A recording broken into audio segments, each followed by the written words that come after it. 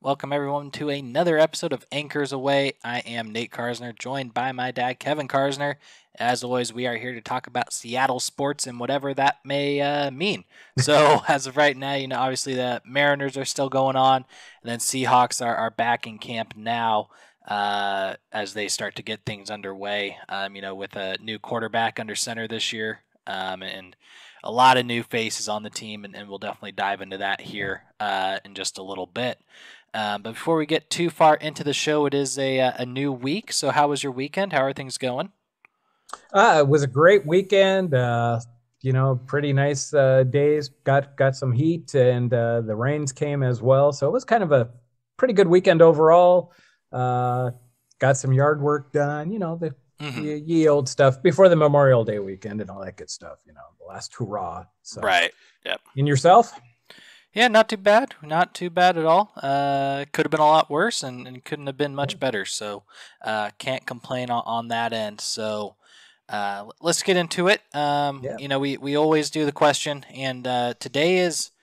I wouldn't be surprised if you know it, but it's kind of Hmm. a weird, interesting one.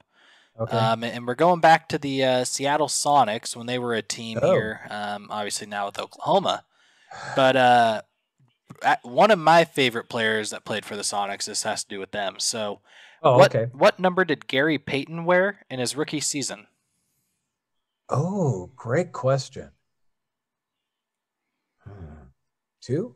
Yep, wore it for 1 year and then changed it to 20. Got it.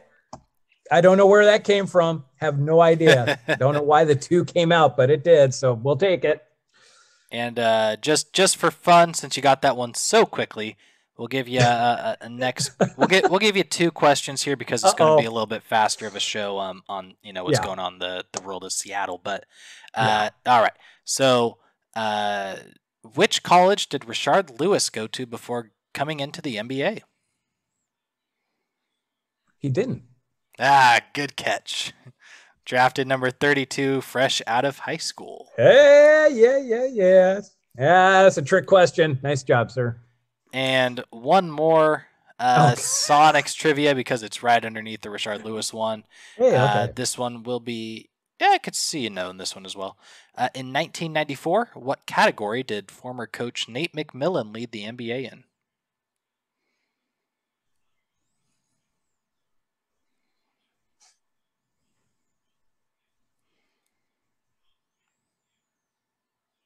Was it steals? It was steals, average 2.96 per game. I better go get a lottery ticket tonight. Yeah, Holy you get cow. 3 for 3. That's one trick Wow. question and two legit. Nice Wow. work. Uh, Wow. So while you went 3 for 3 on today's trivia questions, the Seattle Ouch. Mariners went 0 for 4 against the Boston Red Sox. In our last episode, Marco said they were going to sweep Boston. You said they were going to go 3-1. I had them at 2-2, and unfortunately, all three of us were completely wrong, as we Yep. couldn't even get one win. What's the deal? What's going on with Seattle now in Wow. May? Great question. Great question. Yeah, you kind of mentioned it. You asked the question, are the Mariners taking us down, unfortunately, to the Mm-hmm. road of get us hyped up a little bit, win some games, and then do what they've done in the past? Yep. And boy, they sure are not telling a different story, are they? No. Um, Out of fairness, some of the injuries have been untimely uh, because it took out probably the biggest leader of the clubhouse, Mitch Haniger, which was unfortunate. Yep. But then Tom Murphy was hitting over 300. He's out. Yep. And again, no excuses. I mean, all teams go through it, but it just seems like the players that had to be kind of the linchpins while we had all these young guys around, they aren't there right now. So that's kind of the problem. So yeah, I definitely think there's some leadership missing in the clubhouse. Yep. It's just that veteran presence. Um, so yeah, Mitch. I think Mitch is boy. Wow. I didn't realize how big of a cog he was for that team. So because it seems to have gone south as soon as he Yeah, got COVID out. and then got hurt right when he came back. And I think it was the Yeah. first at bat. Even he got the high ankle sprain, and I think I Yeah. saw the latest timetable was like to July at the earliest. July. So, Yeah. um, if it really is just comes down to a leadership thing, and a lot of the veterans on the team now just got brought into Seattle Into the this year. Seattle. Yeah. I mean, who do you look to really step up and try and be that? Because like you said, it at least corresponds to how they played. Is Yeah. Haniger is that leader that doesn't really seem like it. He's not a loud vocal guy, but behind the scenes he must be doing something right because they play better Yeah. when he's on the field. Yeah. JP is definitely the raw guy, but that's not Yeah. really doing much for them right now. So who would you look to step up and become that behind the scenes clubhouse leader that it at least appears Haniger is or was? Yeah. That's the question. I mean, all of these guys are fairly new to the team. I mean, Yeah, Marco is probably the most tenured. closest, Yeah, you know, um, because you look at Flex and he was just here last year. yep. Um, Julio, no, that's not going to be the guy. I mean, do you look at Ty France? Been here at least a couple years. Yeah, I guess you'd have to kind of look that way, maybe. I mean, Seager's gone. Yeah, you can't really put it on Jesse or Eugenio. They No, just got they're brand here. new. Yeah. Um, uh, it is what it is. Yep. They're going to go through this together, which will definitely make them stronger. I have no doubt about it. But yeah, it's going to have to take a one hell of a coaching job, I think, out of Service or the bench or Manny or somebody's got to come up and get these guys just right. And I don't know how you do that. Everybody else is going to just keep going where they're going. So, Yep. they lose tonight, they're in the last place. Yep. Yep. Nothing like sliding down. They got the talent. They really do.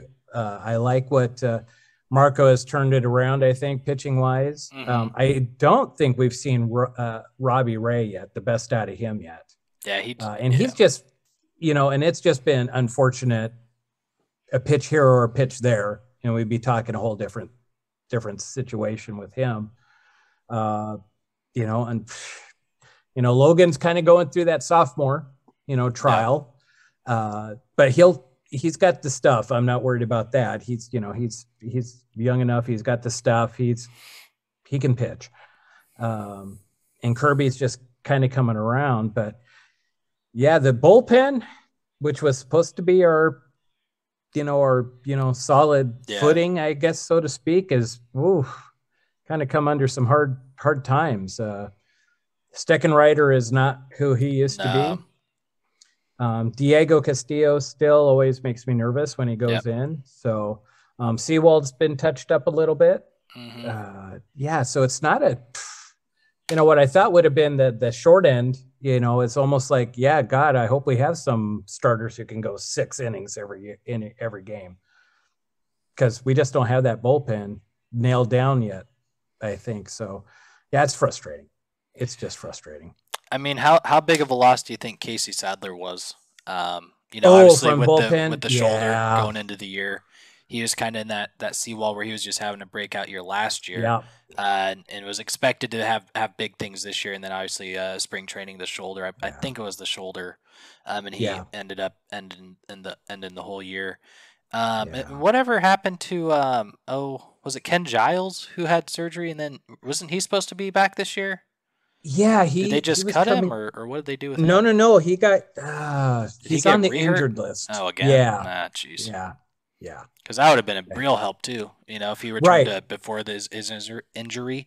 Back when he was Toronto, I think, and then there was another team where he was real big in.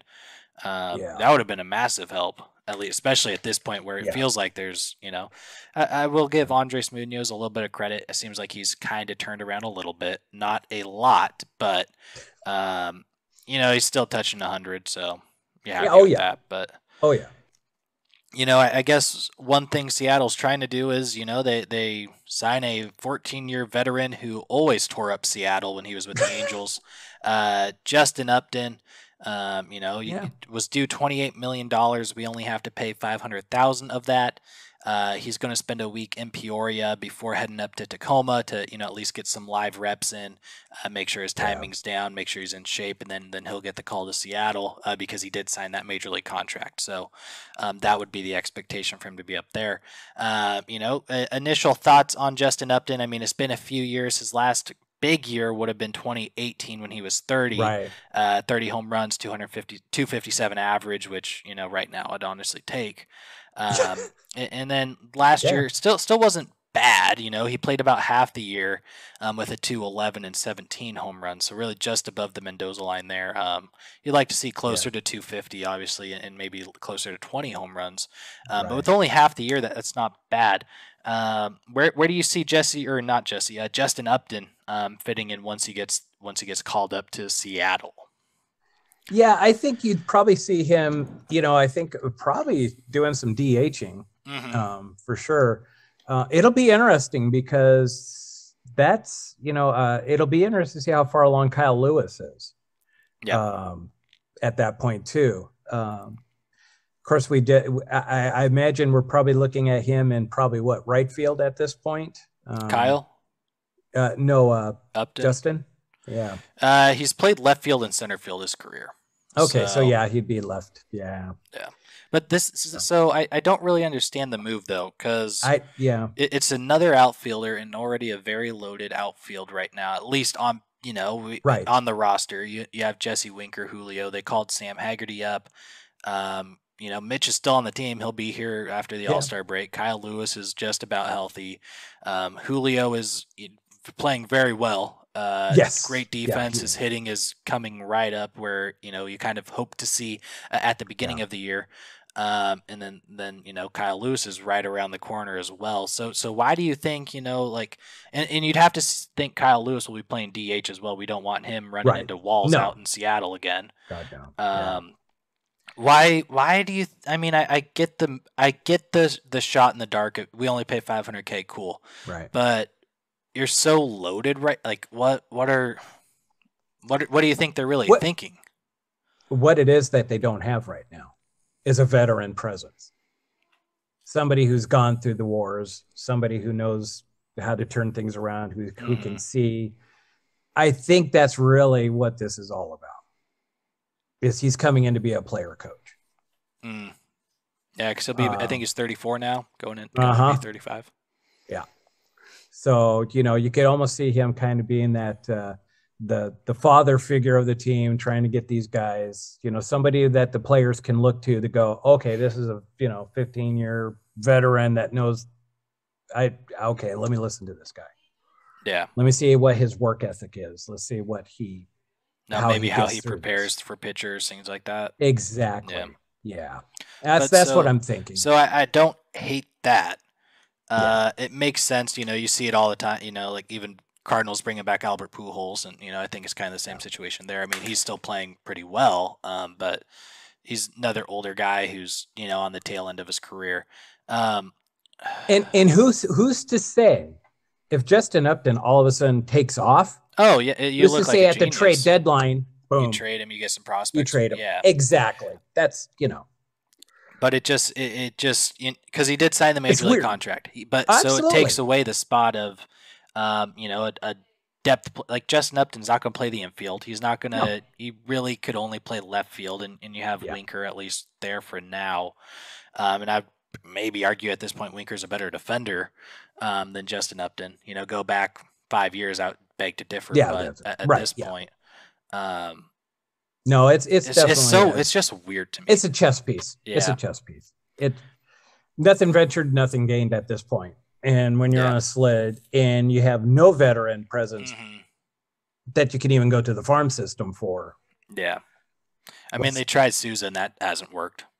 No. It was a good attempt. I mean, he played real well in Tacoma, but I mean, I guess he would take over Souza's spot, or I guess he got DFA'd, so he's already gone. But I mean, it sucks too because I really wanted Upton when he was leaving Detroit, and so now he just we get him a few years later. Man. It's just it seems like that always happens where there's a player in the market and we're linked to them, and then it takes another couple of years and they're on the tail end and but It's Yeah, weird. that's the only thing I'm I very can think of. torn on this signing But because again, 500,000. They it's not have the bad. money. It's not bad at all.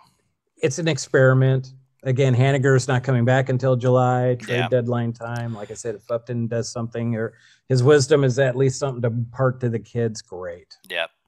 You know, Yeah. and I don't see him necessarily taking up a spot necessarily. Yeah, he's mostly in the there. long term. Yeah. Yeah, no, long term, no. I mean, age is already he's too old for the plans, or at least the direction they're going.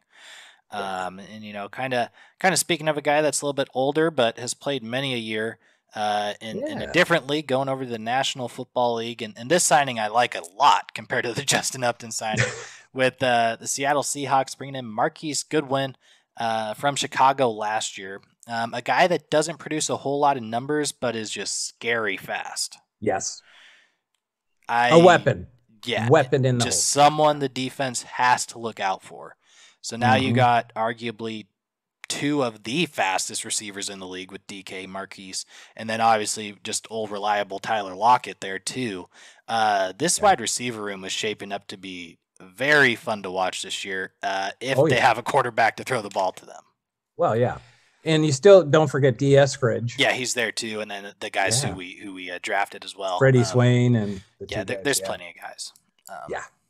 But I like the pickup. Yeah, I like it's kind of almost reminiscent of kind of the Rams when they start doing that the big when they get their four receiver sets and they got the big speedsters on the outside just going boom, and then they have the crossings. Yeah, you got the guy over the middle. You could run deep post. In whatever you want to do, drag slant. The thing that I'll say is different about the Rams, they have Matt Stafford at quarterback, and arguably right now we are starting. The projection is Geno Smith because he knows the offense. He knows the offense. Yeah. I bet you Drew Lock though comes into it. There are rumors that Baker is in Washington. Oh, his wife did post a picture where in the background there is a logo of Snowtown Brewery, which is in Snohomish, Washington. I did speak to Marco today about Snowtown Brewery. Apparently it's not good, so don't go there. He even sent the throw up emoji. So definitely not a place to go. The Browns have said that they will at this point eat a huge chunk of Baker's contract. We spoke last week about Baker. With the signing of Goodwin now, they're obviously looking for help on the passing side of the ball to get room for. I would think Kenneth Walker as the running back. At least in my head right now, he'll be the starter depending on the health of Penny and Carson. Do you think Baker's a possibility, or is it really just let's stick with Eason, Locke, and Smith and just see what we got and go from there? If the price is right, take a gamble.